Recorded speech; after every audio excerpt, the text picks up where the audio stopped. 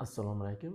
Bugungi videomizda organizmda juda muhim bo'lgan, lekin ko'pchilikning e'tiboridan qoladigan tizim haqida, ya'ni limfa tizimi haqida gaplashamiz. Bu tizim immunitetda, toksinlarni tozalashda va suv muvozanatini saqlashda muhim rol o'ynaydi. Limfa tizimi tomirlar, tugunlar va organlardan iborat sistema bo'lib, u organizmni himoya qilishda ishtirok etadi. Limfa ikkinchi qon deb ham ataladi. Limfa suyuqligi rangsiz yoki biroz oqish bo'lib, organizm bo'ylab kuniga 2-4 litr atrofida oqadi. U qon kabi muhim, lekin ko'pchilik buni e'tiborga olmaydi va bu tizim haqida bilmaydi. Limfa tizimi organizmni tozalash va himoya sistemasi hisoblanadi. Uni sog'lom saqlash organizmning umumiy sog'ligi uchun muhim hisoblanadi. Limfa tizimi immunitetning asosiy qismi hisoblanadi.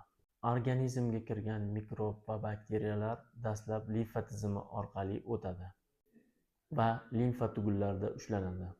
Shu sababli organizmda infeksiya paytida bo'yin va qo'ltiq ostidagi limfa tugunlar kattalashadi. Uzoq vaqt o'tirish yoki harakatsizlik limfaning dimlanishiga olib keladi. Shuning uchun ham oddiy yurish limfa uchun foydali hisoblanadi. Limfa tizimi yog'larni ham tashiydi. Oshqozon ichak traktida hazm bo'lgan yog'lar limfa sistemasi orqali tashiladi. Inson organizmida 600 dan ortiq limfa tugunlari mavjud. Ular ayniqsa quyidagi joylarda ko'p uchraydi: bo'yin, qo'ltiq osti, chanoq sohasida. Limfa tugunlari signal beruvchi indikator hisoblanadi. Ularning kattalashishi quyidagilardan dalolat berishi mumkin: infeksiya, yallig'lanish, ba'zan jiddiy kasalliklarda signal berishi mumkin. Limfa sistemasining asosiy tarkibiy qismlari: limfa suyuqligi, limfa tomirlari, limfa tugunlari, taloq va timus bezi.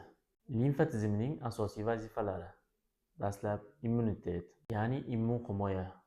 Limfa sistemasi virus va bakteriyalarni ushlab qoladi va ularni zararlansizlantiradi. Suyuqlik balansini nazoratga oladi. Organizmda to'planib qolgan suyuqliklarni qon tomiriga yo'naltiradi. Toksinlarni chiqarish, organizmda zararli moddalarni chiqarishga yordam beradi. Limfa tizimi harakati qon tomiridan farqli o'laroq nasos sistemasi yo'q. U quyidagicha harakat qiladi: mushaklar qisqarish harakati, nafas olish harakati va tomirlardagi klapanlar orqali harakatlanadi. Shu sababli harakatsiz hayot tarzi limfa sistemasi oqimlarini sekinlashtiradi. Limfa sistemasi buzilganda nima ro'y beradi? Limfostaz, ya'ni limfa dimlanishi, shishlar, ayniqsa oyoqlarda, immunitet pasayishi, infeksiyaga moyillik, ba'zi hollarda limfa tugunlarining kattalashishi jiddiy kasalliklar belgisi bo'lishi mumkin. Limfa tizimini sog'lom saqlash uchun faol harakat, to'g'ri ovqatlanish, yetarlicha suv qabul qilish, massaj va limfa drenaj usullari va albatta infeksiyalarni o'z vaqtida davolash. Uyqu payti limfa tizimi faol ishlaydi. Organizmni tozalash ayniqsa tunda faol kechadi. Miya ham limfa tizimiga o'xshash tizimga ega. So'nggi tadqiqotlarga ko'ra, miyada ham gelimfatik tizim mavjud bo'lib, u chiqindilarni tozalaydi. Xulosa qilib aytganda, limfa tizimi bu organizmning yashirin himoya va tanani tozalash sistemasi hisoblanadi. Uni sog'lom saqlash kuchli immunitet garovidir. Agar video sizga foydali bo'lgan bo'lsa, like bosing, izohlar qoldiring va kanalga obuna bo'ling. Yana qanday tibbiy ma'lumotlar sizni qiziqtirsa, kommentariyada yozib qoldiring. Sog' bo'ling, salomat bo'ling.